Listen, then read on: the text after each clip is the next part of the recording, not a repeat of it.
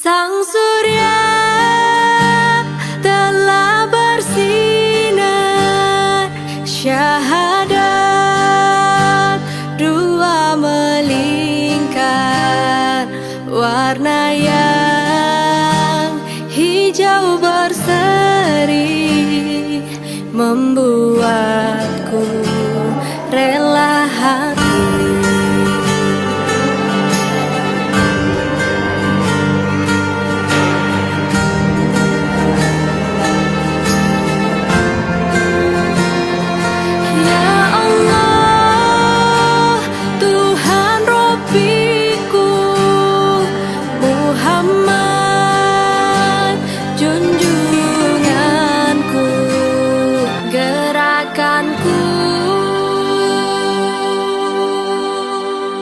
Bismillahirrahmanirrahim. Assalamualaikum warahmatullahi wabarakatuh. Alhamdulillahilladzi bi ni'matihi tatimmus sholihat. Asyhadu an la ilaha illallah wahdahu la syarikalah wa asyhadu anna Muhammadan abduhu wa rasuluh alladzi la nabiyya ba'dah. Allahumma shalli wa sallim ala hadan nabiyil karim wa ala alihi wa man ittaba'ahum bi ihsanin ila yaumiddin. Subhanaka la ilma lana illa ma 'allamtana innaka antal alimul hakim. Allahumma anfa'na bima 'allamtana wa 'allimna ma yanfa'una wa zidna ilma. Amma ba'du, ingkang kaula hormati jajaran pimpinan cabang Muhammadiyah Tambak Boyo, pimpinan cabang Aisyah Tambak Boyo, serta jamaah wabil khusus takmir Masjid Sabilillah, rekan-rekan dari Majelis Tabligh BDM Tuban. Alhamdulillah, kita bersyukur kepada Allah Subhanahu wa taala pada kesempatan malam hari ini kita bisa hadir kembali dalam majelis ilmu. Majelis inilah yang Nabi sallallahu alaihi wasallam sebut sebagai taman-taman surga.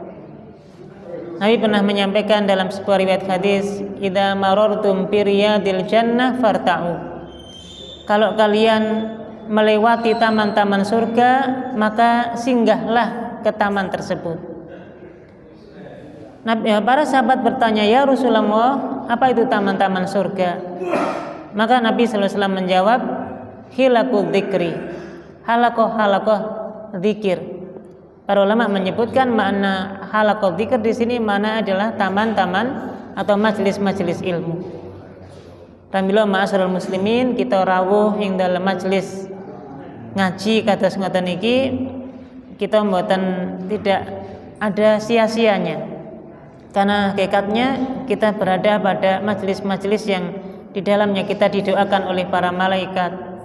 Majelis yang Nabi sebut sebagai taman-taman surga, yang menghadirkan ketenangan, kemakmuran dalam kehidupan kita baik di dunia maupun di akhirat. Para bapak dan para ibu, insya Allah pada kesempatan malam ini kita akan melanjutkan kajian tentang fikih sholat berjamaah. Dan pada pembahasan yang lalu kita sudah mempelajari tentang apa dan hakikat sholat jamaah. Kemudian kita juga sudah mempelajari keutamaan-keutamaan yang banyak ketika kita menjalankan sholat dengan berjamaah. Kemudian berkaitan dengan ketentuan-ketentuan bagi imam dan makmum dalam sholat berjamaah. Pada kesempatan ini kita akan melanjutkan bab yang berikutnya yaitu ahkamul masbuk. Hukum-hukum berkaitan dengan makmum masbuk. Yang dimaksud masbuk atau makmum masbuk adalah makmum yang terlambat hadir dalam sholat berjamaah. Maka yang ada makmum masbuk, makmum yang terlambat. Tentu kalau imam nggak ada imam masbuk ya. Kalau imam masbuk berarti memang belum dimulai sholat berjamaah karena imamnya belum mulai sholat. Tapi umum yang terjadi adalah imam sudah memulai sholat, kemudian ada makmum yang terlambat hadir dalam sholat tersebut, maka namanya makmum masbuk. Yang pertama Bapak Ibu, tentang siapakah yang sudah disebut mendapatkan keutamaan sholat berjamaah, atau bahasan yang lainnya, mana atau apa batasannya makmum masbuk, makmum yang terlambat ketika sholat berjamaah itu dia dikatakan mendapatkan keutamaan sholat berjamaah. Maka disebutkan dalam kitab Shahih Fiqh Sunnah bahwa idraku fadilatil jamaah wa huwa yaksulu bishtirakil ma'mum ma'al imam fi juz'in min sholatihi. Seseorang makmum masbuk sudah dikatakan mendapatkan keutamaan sholat berjamaah selama dia sudah ikut bersama dengan imam di salah satu bagian sholatnya, walau fil qidah al-akhirah qabla salam, walaupun hanya dengan duduk at-tahiyat akhir sebelum salam yang dilakukan bersama dengan imam, maka hakikatnya dia sudah mendapatkan sholat berjamaah bersama imam dan mendapatkan keutamaan sholat berjamaah.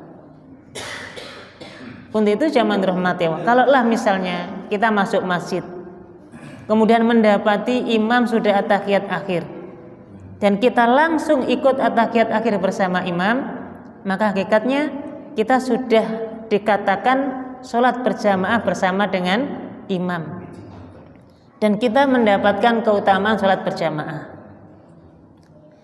Untuk itu yang afdol, kalau misalnya kita masuk masjid terlambat, imamnya sudah at-tahiyat akhir, afdolnya ikut bersama dengan imam yang pertama, langsung ikut at-tahiyat akhir bersama imam yang pertama, tidak membuat jamaah sendiri. Artinya kalau kita membuat jamaah sendiri berarti ini sudah jamaah gelombang yang kedua. Tentu nilai pahalanya berbeda. Sholat berjamaah bersama imam yang pertama dengan sholat berjamaah bersama imam yang kedua, apalagi imam yang ketiga, keempat, berbeda nilai pahalanya. Kenapa demikian? Nabi pernah ditanya, amalan apa yang paling utama? Nabi mengatakan as-sholatu ala waktiha, sholat di awal waktu. Tentu kalau kita lakukan sholat di awal waktu bersama dengan imam yang pertama, berarti lebih utama, lebih besar pahalanya dibanding kita berjamaah sendiri di posisi nanti jamaah yang kedua atau yang ketiga, bahkan yang seterusnya. Kemudian jamaah rahmati Allah, bahwa dikatakan sudah mendapatkan keutamaan salat berjamaah bersama imam meskipun hanya dengan duduk tahiyat akhir bersama imam. Ini adalah pendapat jumhurul ulama, pendapat di kalangan mazhab Hanafiyah, mazhab Hanabila, dan pendapat yang sahih di sebagian mazhab Syafi'iyah. Berarti tiga mazhab ini ya, mazhab Hanafiyah, mazhab Hanabila, mazhab Syafi'iyah mengatakan selama makmum masbuk itu sudah mendapatkan bagian dari sholatnya imam, meskipun hanya dengan at-tahiyat akhir kemudian salam imamnya, terus melanjutkan rakaat yang dia kurang tadi, ini sudah dikatakan mendapatkan keutamaan sholat berjamaah. Apa dasarnya? Dasarnya adalah hadis Nabi SAW. Nabi pernah bersabda, "Idza sami'tumul iqamah famshu ilas sholati wa alaikumus sakinah wal waqar." Kalau kalian mendengar iqamah, mendengar iqamat, famshu ilas sholah, maka berjalanlah kalian menuju sholat, wa alaikumus sakinah wal waqar, hendaklah kalian berjalan dengan tenang, berjalan dengan santai, tidak perlu cepat-cepat ya. Wala tusri'u, Nabi menyampaikan, wala tusri'u, jangan cepat-cepat, berjalan dengan tenang, berjalan dengan kondisi tidak terburu-buru. Fama adraktum fasallu, maka apapun yang kalian dapati dengan imam fasallu, maka sholatlah. Wa ma fatakum fa'atimu, apapun yang kalian kurang, apapun yang kalian lewat dari imam, fa'atimu, maka sempurnakanlah. Maka jamaah yang dirahmati Allah, hadis ini menjadi dasar bahwa kalau kita hendak sholat berjamaah ke masjid sudah terlambat, tidak perlu kita itu buru-buru, jalan dengan tenang, tidak perlu cepet-cepetan, nggih. Ini menunjukkan bahwa apapun kondisi imam yang kita dapati dan kita mendapatkan gerakan apapun bersama imam, yang penting belum salam, berarti sudah mendapatkan keutamaan sholat berjamaah bersama imam. Kemudian di antara dalil yang lain, pernah dikisahkan bahwasanya suatu saat Nabi SAW sholat berjamaah. Ini Nabi sholat berjamaah menjadi imam, ada makmum yang baru datang. Ketika Nabi SAW sholat, sami'a khifqa na'lai wa huwa sajid. Pada saat Nabi sujud itu, Nabi SAW mendengar bunyi sandal orang yang masbuk, sampai berbunyi kayak napa biasanya pun gedebuk-gedebuk ngaten nggih. Kan beda ya kalau kita jalan dengan tenang dan jalan dengan cepat karena buru-buru, bunyi sandalnya kan beda. Maka pada saat Nabi sujud itu mendengar orang yang sandalipun apa? Gedebuk-gedebuk karena saking buru-burunya kesusu untuk masuk ke dalam masjid. Falamma faragha min sholati, ketika Nabi sudah selesai sholat, sudah salam, Nabi berzikir, kemudian Nabi bertanya, man hadzal ladzi sami'tu khifqana alaihi, siapa yang tadi sandalnya gedebuk-gedebuk gitu, yang saya sampai bisa mendengar bunyi sandalnya. Qala, maka ada sahabat tadi mengatakan, ana ya Rasulullah, saya yang tadi melakukan ya Rasul. Qala fama sonata, kenapa kamu melakukan itu? Artinya Nabi mengingkari, kenapa kok kamu lakukan seperti itu? Orang tadi menjawab, wajadtuka sajidan fasajadtu, ya Rasulullah, karena saya tadi mendapati jenengan dalam kondisi sujud, maka saya buru-buru supaya ikut sujud bersama jenengan. Faqala, maka Nabi mengatakan, hakadha fasna'u wala ta'taddu biha, demikianlah seharusnya kamu lakukan. Maknanya dalam ikut imam sujud kita ikut sujud, ini sudah benar kata Nabi. Wala ta'taddu biha, tapi jangan kamu ulangi lagi yang buru-buru tadi itu sampai terdengar napa? Suara sandalnya itu. Jangan diulangi lagi. Man wajadani raqi'an aw qa'iman aw sajidan, barang siapa makmum masbuk yang mendapati aku dalam kondisi ruku atau dalam kondisi yang i'tidal berdiri atau dalam kondisi sujud, falyakun ma'i ala hali allati ana 'alaiha, hendaknya dia mengikuti sebagaimana kondisi yang aku telah lakukan, yang aku sedang lakukan. Ini menjadi dalil Bapak Ibu bahwasanya yang pertama, apapun kondisi imam yang kita dapati ketika kita sholat berjamaah, selama masih mendapati gerakan imam yang penting sebelum salam, maka kita sudah mendapatkan keutamaan sholat berjamaah bersama imam. Yang kedua, hadis ini juga menyampaikan kepada kita bahwa tata cara makmum masbuk, kalau kita sholat di masjid berjamaah bersama imam, ketika kita terlambat, maka langsung kita memposisikan diri kita sebagaimana posisi imam. Kalau kita pas misalnya masuk ke masjid, imamnya sedang ruku, berarti langsung ikut ruku bersama imam. Kalau pas imamnya sujud, berarti langsung sujud bersama imam. Tidak perlu menunggu bangkitnya imam. Ini ngapunten nggih, kadang-kadang pas kita sholat masuk masjid, imamnya sedang ruku atau imamnya sedang sujud. Ngapunten, kadang-kadang kan berdiri dulu nunggu sampai imamnya ini berdiri di rakaat yang kedua. Maka Nabi sallallahu alaihi wasallam mengatakan tadi, wala ta'taddu biha, jangan kamu ulangi seperti itu. Artinya langsung saja, gitu ya. Langsung saja bahwa kalau kita mendapati imam pas kita masuk masjid karena kita terlambat, imamnya dalam kondisi sujud, sudah langsung kita ikut sujud bersama imam. Termasuk misalnya imam sedang at-tahiyat akhir, mau at-tahiyat akhir, kemudian nanti mau rakaat yang kedua atau rakaat yang ketiganya. Maka ketika kita masuk masjid, misalnya sholat duhur, masuk masjid, pas masuk masjid itu imam sudah at-tahiyat awal. Maka untuk makmum yang masbuk langsung ikut imam at-tahiyat awal. Tidak perlu menunggu imam bangkit dari at-tahiyat awalnya baru kita ikut berdiri dan kita takbir, tidak perlu. Langsung ikut bersama dengan imam. Kemudian yang kedua, zaman rahmati Allah, pembahasan tentang makmum masuk ini adalah pembahasan tentang idraku ar-raq'ah. Pembahasan tentang kapankah makmum masbuk itu dikatakan mendapatkan satu rakaat bersama dengan imam.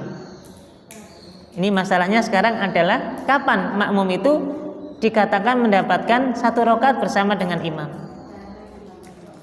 Para ulama berbeda pendapat tentang kapan makmum masbuk itu dikatakan mendapatkan satu rakaat bersama imam. Ada dua pendapat di kalangan para ulama. Pendapat yang pertama mengatakan tudriku ar-raq'ah bi idrakir ruku' ma'al imam. Dikatakan mendapatkan satu rakaat bersama imam selama makmum itu mendapati rukuknya imam. Mendapati rukuknya imam. Sehingga ngapunten nggih Bapak Ibu, misalnya kita terlambat sholat, masuk masjid, imam sudah posisi ruku. Imam posisi ruku. Menurut pendapat yang pertama, ketika makmum masih mendapati ruku bersama imam di rakaat yang pertama atau rakaat yang kedua atau rakaat yang ketiga, selama masih mendapati ruku bersama dengan imam, maka hakikatnya dia sudah mendapatkan satu rakaat. Dan ini adalah pendapat jumhurul ulama, pendapat kebanyakan para ulama, termasuk al-a'immah al-arba'ah, pendapatnya Imam Abu Hanifah, pendapatnya Imam Malik, Imam Asy-Syafi'i, Imam Ahmad bin Hanbal. Jumhur ulama mengatakan selama makmum sudah mendapatkan rukuk bersama dengan imam, maka dia sudah mendapatkan satu rakaat bersama imam. Ngapunten Bapak Ibu, pas kita masuk masjid di rakaat yang pertama imam sudah posisi ruku. Kemudian kita masuk dan kita ruku bersama dengan imam. Nanti di akhir sholat ketika imam salam perlu nambah satu rakaat lagi utawa mboten? Mboten. Karena kita sudah mendapatkan satu rakaat bersama imam. Maka tidak perlu menambah rakaat. Kecuali kalau kita mendapati rukuknya imam di rakaat yang kedua. Misalnya kita sholat isya tadi nggih. Kita masuk masjid, imam sudah rakaat kedua, posisinya sedang rukuk. Kemudian kita masuk masjid, rukuk bersama dengan imam. Berarti kita ketinggalan berapa rakaat? Setunggal rakaat. Ketika imam salam, maka kita langsung menambah satu rakaat sendiri yang kita gunakan untuk menambah kekurangan rakaat sholat tadi. Nah, apa dasarnya Bapak Ibu bahwa makmum dikatakan mendapat satu rakaat bersama imam, minimal mendapat rukuknya imam? Dasarnya yang pertama, hadis Nabi sallallahu alaihi wasallam dari sahabat Abu Hurairah radhiyallahu anhu. Anna Rasulullah sallallahu alaihi wasallam qala, Nabi bersabda, "Man adraka raq'atan minas shalah faqad adraka shalah." Barang siapa yang mendapatkan satu rakaat dalam salat bersama imam, faqad adraka shalah, maka sebenarnya dia sudah mendapatkan satu rakaat bersama imam. Dan para ulama menafsirkan lafaz raq'ah minas shalah maknanya adalah ar-ruku. Berarti maknanya barang siapa yang mendapati ruku dalam sholat, dia sudah mendapatkan satu rakaat bersama imam. Dia sudah mendapatkan satu rakaat dalam sholatnya. Kemudian jamaah rahmati Allah, dalil yang kedua ini pernah terjadi di zaman Nabi Sallallahu Alaihi Wasallam, dan ini diawali atau dialami oleh seorang sahabat namanya Abu Bakrah. Ada seorang sahabat namanya Abu Bakrah. Dia kemudian dikisahkan pada saat dia masuk masjid, hendak sholat berjamaah bersama Nabi Sallallahu Alaihi Wasallam, mendapati Nabi Sallallahu Alaihi Wasallam sedang posisi ruku. Sinten kalau naminipun Abu Bakrah. Nah, terus ini sangat masyhur nama Abu Bakrah ini gara-gara peristiwa ini Bapak Ibu. Jadi sahabat Abu Bakrah ini pada waktu masuk masjid, Nabi Sallallahu Alaihi Wasallam posisinya sedang ruku. Nah, sahabat Abu Bakrah ini raka'a qabla ayyasila ila shaf. Kemudian dia ketika masuk masjid itu belum sempat masuk barisan dalam sholat, dia itu langsung rukuk di posisi ketika dia masuk masjid. Saya pun ngatakan, kita sholat tadi nggih, sholat isya tadi. Kita kan di shaf pertama, shaf yang kedua. Sahabat Abu Bakar ini baru datang dari luar. Tiba-tiba masuk pintu masjid, mendapati Nabi sedang rukuk, jamaah yang lain sedang rukuk. Itu kurang lebih tiba-tiba langsung di depan pintu langsung rukuk di sana. Dia belum masuk shaf. Dalam kondisi rukuk itulah kemudian dia berjalan menuju shaf yang masih kosong. Gara-gara Bapak Ibu ingin mengejar dapat rukuk bersama Nabi. Meskipun belum sampai di barisan, itu masih di depan masjid sana, di depan pintu masjid langsung beliaunya ini rukuk. Kemudian setelah sholat selesai, fadzakara dzalika Nabi sallallahu alaihi wasallam. Maka sahabat Abu Bakar ini bercerita kepada Nabi, ya Rasulullah, tadi pada waktu saya masuk masjid mendapati jenengan sudah dalam kondisi rukuk. Saya pada waktu mau masuk masjid di depan pintu masjid saya sedang rukuk ya Rasul. Baru saya mengisi barisan, mengisi shaf. Apa kata Nabi sallallahu alaihi wasallam? Nabi bersabda, zadaka wa khirsan wala ta'ud. Semoga Allah Subhanahu wa taala menjaga semangatmu. Maknanya apa? Salatmu sudah sah dan semoga Allah senantiasa menjaga semangatmu untuk salat berjamaah. Wala ta'ud, hanya saja apa yang kamu lakukan rukuk di depan pintu masjid jangan kamu ulangi lagi. Pundek dipun balini malih ngaten. Kenapa? Tadi karena Nabi menyampaikan kalau kamu masuk masjid dan belum sempat mendapatkan kondisi satu rakaat bersama imam enggak masalah. Berjalan dengan tenang, berjalan dengan tanpa buru-buru masuk posisi shaf, apapun kondisi imam ikuti. Kalau kurang sempurnakan. Maka Nabi menyampaikan wala ta'ud, jangan kamu ulangi lagi seperti itu. Ini menunjukkan bahwa Nabi sallallahu alaihi wasallam membenarkan apa yang dilakukan oleh sahabat Abu Bakar untuk mengejar satu rakaat bersama Nabi itu dengan mendapatkan satu rukuk atau mendapatkan rukuk bersama imam. Ya, maka ini juga menjadi penguat dalil bahwa pada dasarnya selama kita sudah mendapatkan rukuk bersama imam, kita sudah dikatakan mendapatkan satu rakaat bersama dengan imam. Kemudian yang kedua, jamaah rahmati Allah, pendapat yang disampaikan di dalam pendapatnya Imam Al-Bukhari termasuk Imam Ibnu Hazm dan yang lainnya mengatakan bahwa la ya'taddu birraf'ah allati la yuqra fiha al-masbuq atau la yaqra fi al-masbuq al-Fatihah khalfal imam.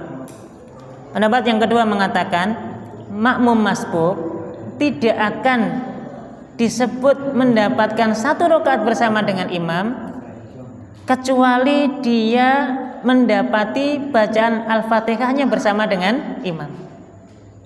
Berarti apa Bapak Ibu? Pendapat yang kedua mengatakan kalau ada makmum masbuk masuk ke dalam masjid terus tidak mendapati bacaan Al-Fatihahnya imam, maka dia sudah dikatakan terlambat. Tidak mendapatkan satu rakaat bersama imam. Oke. Misalnya masuk masjid tadi sholat isya misalnya masuk masjid, imam sudah membaca bacaan Quran setelah sholat Al-Fatihah. Kemudian meskipun dalam kursi masih berdiri, tapi dia sudah tidak mendapati Al-Fatihah bersama imam. Pendapat yang kedua mengatakan tetap dia dikatakan terlambat satu rakaat. Apa dasarnya? Dasarnya adalah hadis Nabi sallallahu alaihi wasallam, "Idza sami'tumul iqamah famshu ila shalah." Kalau kalian mendengar iqamah, maka jalanlah menuju salat. Wa alaikum bisakinah wal waqar. Hendaklah kalian jalan dalam kondisi tenang, wala tusri'u, jangan cepat-cepat. Fama adraktum fasallu. Apapun yang kamu dapati maka sholatlah sebagaimana imam sholat. Wa ma fatakum fa'atimmu. Apa yang kamu lewat dari imam maka sempurnakanlah. Ini berarti menunjukkan bahwa bacaan imam surat Al-Fatihah itu wajib diikuti oleh makmum. Kenapa? Karena Al-Fatihah itu rukun di dalam sholat. Kalau kita sholat berjamaah tidak mendapati Al-Fatihah bersama imam, berarti kan kita ketinggalan rukun dalam sholat. Karena Al-Fatihah ini apa? Rukun di dalam sholat. Nggih. Jamaah dirahmati, ini khilafiyah ya, perbedaan pendapat yang cukup panjang di kalangan para ulama, tapi wallahu a'lam. Pendapat yang lebih kuat adalah pendapat yang pertama. Pendapat yang lebih kuat adalah pendapat yang pertama. Dan ini pendapat jumhurul ulama, pendapatnya empat imam mazhab. Artinya kalau kita masbuk, selama kita sudah mendapati rukuk bersama dengan imam, meskipun tidak membaca Al-Fatihah bersama imam, insya Allah kita sudah mendapati 1 rakaat bersama imam. Kemudian bagaimana dengan dalil bahwa Al-Fatihah itu rukun dalam sholat? Kan kita nggak mungkin ya Bapak Ibu dalam kondisi rukuk baca Al-Fatihah, kan nggak mungkin. Maka hakikatnya kembali bahwa qiraatul imam, qiraatul makmum. Bacaannya imam adalah bacaannya makmum. Sederhananya bacaan Al-Fatihahnya ini sudah diwakili sama imam. Karena kita sholat berjamaah gitu. Wallahu a'lam. Jadi ini khilafiyah yang cukup panjang ya. Hanya saja yang berpendapat bahwa selama sudah mendapati rukuk bersama imam, sudah dikatakan mendapatkan 1 rakaat. Meskipun ada yang mengambil kesimpulan kehati-hatian, lebih berhati-hati. Misalnya nggih Bapak Ibu, kita masuk ke masjid dalam kondisi mendapati imam sedang rukuk. Pendapat ini lebih kehati-hati, ini mengatakan jangan ikut rukuk bersama imam, tunggu dulu sampai imam i'tidal, kemudian kita ikut i'tidal bersama imam. Otomatis nggak dapat rukuk. Kalau nggak dapat rukuk berarti ketinggalan 1 rakaat. Wallahu a'lam, ini pendapat ya, tapi tentu yang lebih kuat pendapat jumhur tadi yang mengatakan selama sudah mendapati rukuk bersama imam, maka kita sudah dikatakan mendapat 1 rakaat bersama dengan imam. Berikutnya Bapak Ibu menjadi sebuah persoalan. Ketika kita dalam kondisi rukuk, jadi kita makmum masbuk, masuk ke masjid mendapati imam dalam kondisi rukuk. Otomatis ketika kita mau rukuk itu kan takbir dulu. Bapak Ibu misalnya mau rukuk bersama dengan imam. Menjadi pertanyaan, takbirnya berapa kali? Cukup takbir sekali atau takbir 2 kali? Maknanya kalau takbir 2 kali itu kan berarti yang pertama takbiratul ihram, yang kedua takbir untuk gerakan rukuk. Atau takbir sekali fungsinya 2, untuk takbiratul ihram sekaligus untuk rukuk. Biasanya pun Bapak Ibu ingkang pundi niki biasanya pun? Sekali atau 2 kali takbirnya? Nggih. Nggih. Maka dikatakan dalam kitab ini, idza adraka al-imamu fi halir ruku' fa innahu tuji'u takbiratan wahidah. Fayukabbiru lil ihram fayuji'u anit takbiratir ruku'. Jika seorang makmum mendapati imam dalam kondisi rukuknya, fa innahu tuji'u takbiratan wahidah, maka hakikatnya sudah cukup baginya untuk takbir sekali. Takbir sekali ini apa? Fayukabbirul ihram, diniatkan untuk takbiratul ihram. Kenapa kok takbiratul ihram? Karena takbiratul ihram ini rukun dalam sholat. Oke, Bapak Ibu kalau sholat kok nggak pakai takbiratul ihram, itu sholatnya nggak sah. Karena sholat itu tentu di dalamnya ada rukun, dan rukunnya diantaranya adalah takbiratul ihram. Maka kalau kita terlambat sholat masbuk ya, masuk masjid mendapati makmum dalam kondisi ruku, tetap dikatakan dapat 1 rakaat tadi, tetap kita takbir, niatnya tetap takbiratul ihram, Allahu akbar takbiratul ihram. Meskipun setelah itu kita ruku langsung, dan ruku itu sudah juga digabungkan takbirnya dengan takbiratul ihram yang pertama tadi. Hanya saja Bapak Ibu, walau kabbara bitakbirataini ihdahu malil ihram wal ukhra lirruku lakana aksan. Nah, ini poinnya. Hanya saja kalau takbir 2 kali. Yang pertama takbir untuk takbiratul ihram. Setelah takbiratul ihram tentu nggak baca iftitah, nggak baca al-fatihah, nggak baca yang lain. Langsung takbir lagi untuk yang kedua kalinya, untuk takbir ruku, lakana ahsan, ini yang lebih baik. Ini yang lebih utama, Bapak Ibu, karena kita membedakan mana takbiratul ihram, dan mana takbir yang kita gunakan untuk ruku. Ini yang lebih afdol. Jadi atas Bapak Ibu, afdolnya takbirnya 2 kali. Pertama takbir diniatkan untuk takbiratul ihram, kemudian yang kedua diniatkan takbir untuk ruku. Ini yang kemudian dilakukan lebih utama, yaitu takbirnya 2 kali. Jamaah dirahmati Allah, berikutnya terkait dengan apa yang Nabi sallallahu alaihi wasallam sampaikan dalam hadisnya tadi, wa ma fatakum fa'atimmu. Adapun kekurangan rakaat yang kalian tidak dapati bersama imam, fa'atimmu, maka sempurnakanlah. Ini menunjukkan bahwasanya kalau kita sholat bersama dengan imam dalam kondisi masbuk, otomatis ada rakaat yang kurang dari kita. Misalnya kita ketinggalan 1 rakaat, maka nanti kita harus menyempurnakan, menambahkan 1 rakaat lagi sendiri. Misalnya tadi ini sholat isya tadi kita berjamaah, waktu masuk masjid kita sudah terlambat 1 rakaat bersama dengan imam. Kita masuk sudah mendapati rakaat yang kedua bersama dengan imam. Apa yang kita harus lakukan? Tadi kita takbiratul ihram, kemudian kita ikut bersama dengan imam sampai selesai imam salam. Berarti kalau kita ketinggalan 1 rakaat dan kita ikut imam, berarti kita hanya ikut imam 3 rakaat. Ketika imam salam, barulah kemudian kita menambah sendiri 1 rakaat. 1 rakaat kemudian baru kita salam sendiri. Menjadi pertanyaan Bapak Ibu, ketika kita at-tahiyat akhir bersama dengan imam at-tahiyat akhir kan, kita sebagai makmum yang masbuk itu pakai duduk yang mana Bapak Ibu? Pakai duduk tahiyat awal atau pakai duduk tahiyat akhir?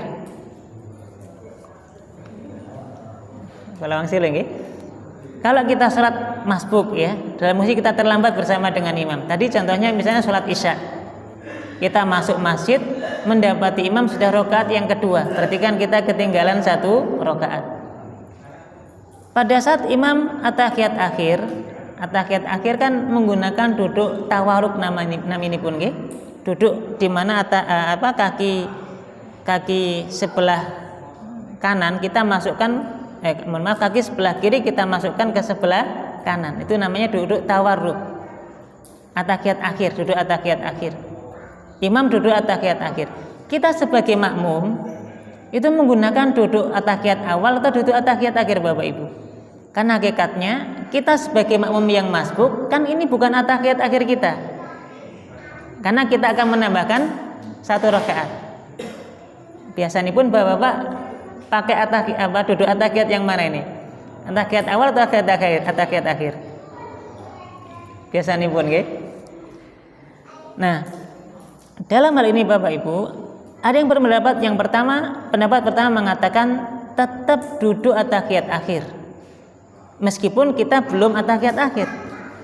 Kenapa? Karena hakikatnya kita berjamaah bersama imam, dan imam dijadikan imam untuk diikuti gerakannya. Innama ju'ilal imamu liyu'tamma bihi. Imam dijadikan imam untuk diikuti. Apapun yang dilakukan oleh imam, kalau imamnya at-tahiyat akhir berarti kita makmum juga at-tahiyat akhir, meskipun nanti setelah itu kita menambah sendiri. Dan dalam kondisi banyak hal Bapak Ibu, kita diperintahkan untuk ikut bersama dengan imam. Misalnya gini, ada imam dalam kondisi nggak mampu berdiri, ya, akhirnya dia sholat dalam kondisi duduk. Kita sebagai makmum yang sehat, yang bisa berdiri, sholatnya pun tetap kondisi berdiri atau duduk Bapak Ibu. Misalnya pun wonten imamnya dalam kondisi nggak bisa berdiri, sholatnya sambil duduk. Kita makmum yang sholat di belakang imam duduk ini, makmum yang kuat, yang sehat, yang bisa berdiri, tetap berdiri atau duduk Bapak Ibu? Berdiri atau duduk? Kalau kita lihat riwayat hadis Nabi sallallahu alaihi wasallam pada saat beliau sakit, Nabi pada saat sakit, Nabi masih menjadi imam. Hanya saja Nabi sholat dalam kondisi duduk karena sakit. Ketika hendak sholat, Nabi SAW itu memberikan isyarat kepada para sahabat untuk duduk. Nabi memberikan isyarat seperti ini supaya para sahabat yang di belakang Nabi meskipun dalam kondisi sehat itu dalam kondisi ikut duduk.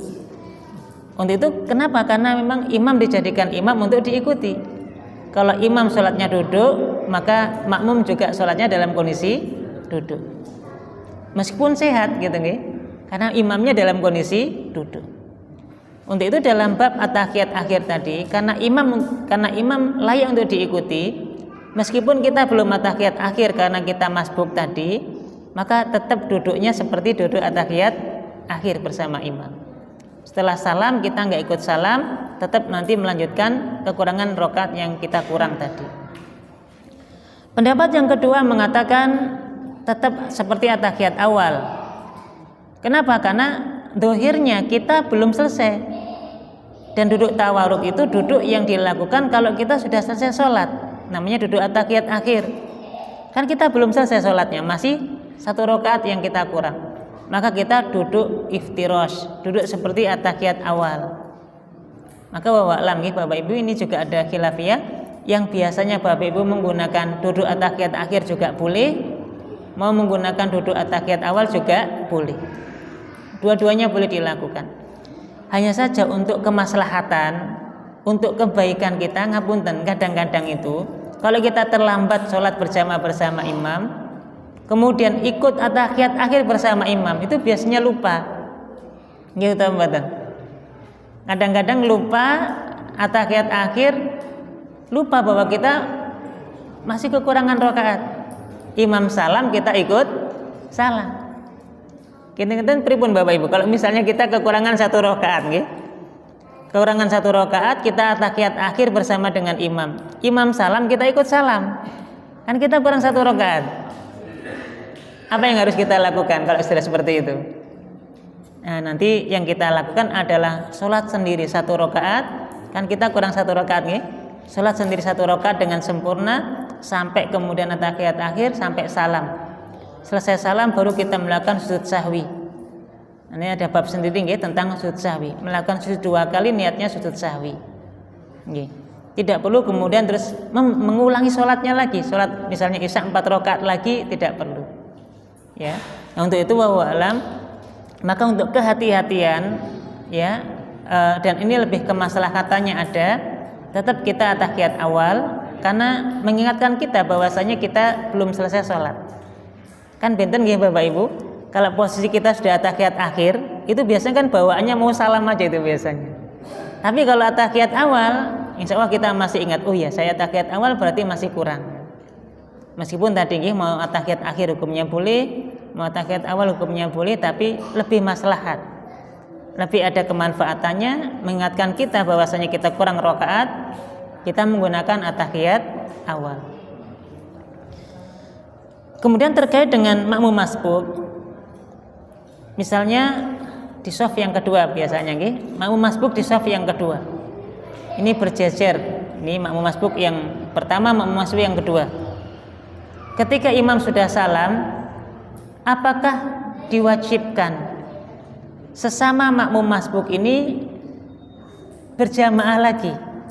Satu jadi imam, satu jadi makmum. Ngapunten, wonten mboten kados ngaten niki?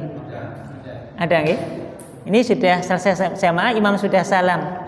Tiba-tiba makmum masbuk ini melanjutkan jamaahnya lagi. Satu jadi imam, satu jadi makmum. Kadang-kadang biasanya ditandai makmum yang sebelah kanan itu mundur sedikit biasanya nggih. Terus makmum yang lebih posisinya sebelah kirinya kemudian menjadi imam. Apakah dianjurkan seperti itu? Jawabannya tidak.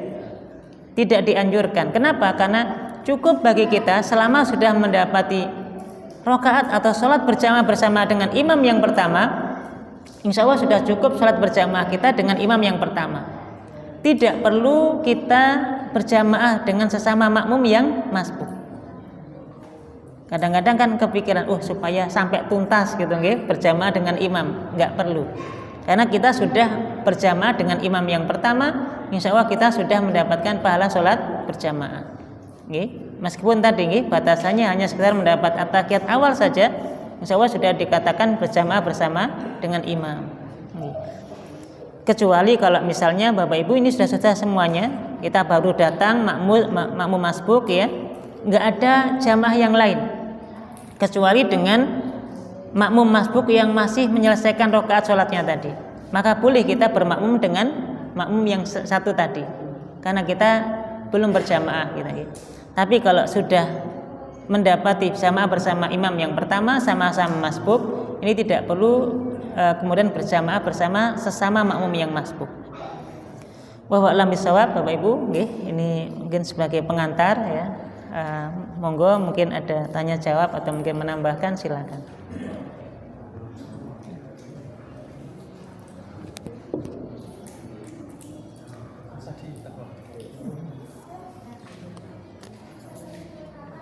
Selanjutnya adalah monggo tanya jawab Bapak Ibu barangkali wonten permasalahan di dalam kegiatan kita dalam sholat berjamaah, monggo bisa ditanyakan.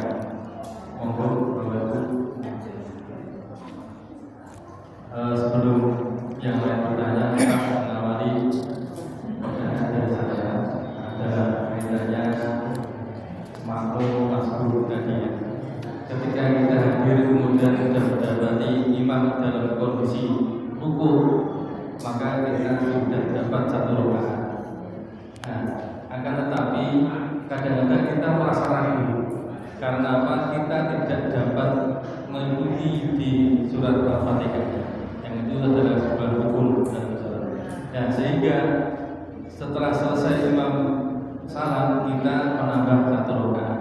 Nah, apakah itu nanti diperbolehkan ataupun bagaimana? Itu yang pertama. Kemudian yang kedua, saya pernah sholat jamaah di suatu masjid ya. Kemudian kebetulan saya di shop yang tengah, di samping saya, tapi kebetulan tidak begitu dekat, ada 4 baris dari saya, empat orang dari saya itu membawa anak kecil. Di saat awal menjelang rakaat kedua, anaknya menangis, kebelet pipis, ya kebelet pipis, sehingga di ruku anak ini sudah tidak kuat menahan terkait dengan pipisnya, sehingga pipis di tempat itu. Banyak jamaah itu yang bermakmum ya, yang sebenarnya kan merasa teraliri dengan pipisnya anak tadi, sehingga merasa nggak nyaman. Nah, apakah dalam kondisi seperti itu sholat kita sah apa tidak? Karena di situ kan ada hadis yang berlipat. Nah, nah itu dua pertanyaan dari saya, barangkali nanti disambung dari yang lain. Monggo. Yang pertama, kalau kita masbuk ya, terlambat sholat berjamaah, sudah mendapati rukuk bersama dengan imam. Tapi karena kita ragu, karena kita masih menganggap, ini kan belum dapat bacaan Al-Fatihah bersama dengan imam. Akhirnya kemudian kita selesai imam salam, kita menambah satu rakaat sendiri. Maka pada dasarnya ini menyelisih pendapat jumhur. Kalau pendapat jumhur ulama tadi kan, selama sudah mendapati rukuk bersama dengan imam, maka akhirnya kita sudah mendapatkan satu rakaat bersama dengan imam. Artinya kalau kita pakai pendapatnya jumhur, kemudian kita tambahkan satu rakaat lagi, itu sholat kita berarti 5 rakaat gitu. Kalau misalnya ini sholat 4 rakaat, berarti kan tambah satu rakaat kan 5 rakaat. Atau misalnya pas sholat maghrib, berarti sholat maghribnya berapa? 4 rakaat. Maka dikatakan kelebihan rakaat, karena hakikatnya menambahkan rakaat yang mestinya dia sudah cukup dengan mendapati rukuk bersama dengan imam. Untuk itu Bapak Ibu, kalaulah memang kita meyakini dengan pendapatnya jumhur, maka kita menggunakan amalan jumhur ini. Artinya kalau kita yakini rukuk itu sudah menjadi bagian dari rakaat bersama dengan imam, maka tidak perlu kita menambah. Tapi kalau kita ragu, maka afdolnya adalah kita menunggu imam ini dalam kondisi sudah iktidal. Ini yang kemudian tadi disampaikan pendapat yang ketiga, untuk kehati-hatian. Justru kalau kita langsung rukuk bersama dengan imam, hakikatnya kita sudah mendapatkan satu rakaat. Maka untuk menghindari itu adalah kita keluar dari khilafiyah tadi. Artinya kalau sudah mendapati imam iktidal, kan sudah otomatis mutlak ketinggalan gitu. Untuk itu Bapak Ibu, kalau kita ragu dalam hal ini, ada baiknya kita nggak apa-apa ya, menunggu sebentar imam posisi i'tidal, baru kita i'tidal bersama dengan imam, karena sudah otomatis kita dikatakan terlambat bersama dengan imam satu rakaatnya gitu nggih. Tapi kalau sudah mendapati rukuk bersama dengan imam, maka kita sudah mendapatkan satu rakaat yang sempurna bersama imam, sehingga tidak perlu menambah di akhir sholat tadi gitu. Nggih. Nah, terus bagaimana kalau sudah dilakukan? Hakikatnya hakikatnya kelebihan jumlah rakaatnya hakikatnya gitu. Nah, untuk itu kalau berikutnya yang selanjutnya kalau mendapati seperti itu dan kalau kita masih ragu, maka afdalnya adalah kita menunggu bangkitnya imam, sehingga ini sudah keluar dari khilafiyah tadi. Kemudian yang kedua, ketika kita sedang sholat Bapak Ibu, kemudian kita terkena benda najis, pipis anak ini kan najis nggih Bapak Ibu. Maka nanti pipis anak itu, air kencing anak kecil yang terutama masih menyusu ya, itu kan dibedakan antara anak laki-laki sama anak perempuan. Kalau anak laki-laki atau perempuan ya? Laki-laki. Air kencing anak laki-laki itu Bapak Ibu hukumnya najis mukhaffafah ya, najis yang ringan. Tapi kalau air kencing anak perempuan itu najisnya najis mutawasitoh, najis yang sedang. Nah, para ulama membedakan itu. Tapi najis baik anak laki-laki maupun perempuan tetap dikatakan najis. Nah, bedanya apa? Hanya dalam cara mensucikan saja. Kalau air kencing anak laki-laki itu kan cara membersihkannya cukup dipercikan air di tempat di mana bekas kencing itu saja. Misalnya kita pakai baju nggih Bapak Ibu, kemudian di bagian lengan ini waktu kita gendong anak atau mungkin gendong cucu, pas kebetulan dipipisi di sini anak laki-laki tadi gitu ya, maka cukup bagian yang kena ini saja yang kita cuci dengan air, insya Allah sudah cukup. Tapi kalau anak perempuan beda. Kalau anak perempuan semua pakaian itu harus dicuci semua. Kenapa Bapak Ibu alasannya? Kenapa kok berbeda antara laki-laki dengan perempuan? Kenapa Nabi memerintahkan kalau anak laki-laki cukup dipercikan air persis di mana bekas kencingnya tadi itu saja. Tapi kalau anak perempuan semuanya harus dicuci. Kayak kenapa gitu? Di antara alasannya, di antara ini dalam kitab Syarah Bulughul Maram nanti banyak dijelaskan terkait dengan kenapa ini dibedakan cara mensucikannya. Di antaranya adalah kalau pipisnya anak laki-laki itu kan satu tujuan saja nggih Bapak Ibu. Gitu Mbak. Kan pipisnya anak laki-laki itu kan satu tujuan saja. Gitu.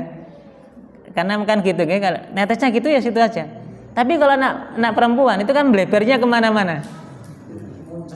Muncratnya kemana mana gitu Mbak. Maka ini hikmahnya, kita kan nggak tahu nanti muncratnya kemana, kita nggak tahu. Maka Nabi memerintahkan semuanya harus dicuci. Kalau anak laki-laki cukup fokus di yang kena najis tadi. Maka ala kulli hal, baik anak laki-laki maupun anak perempuan, maka selama kita sholat dan kemudian terkena air najis tersebut, air kencing tersebut, maka sholat kita batal.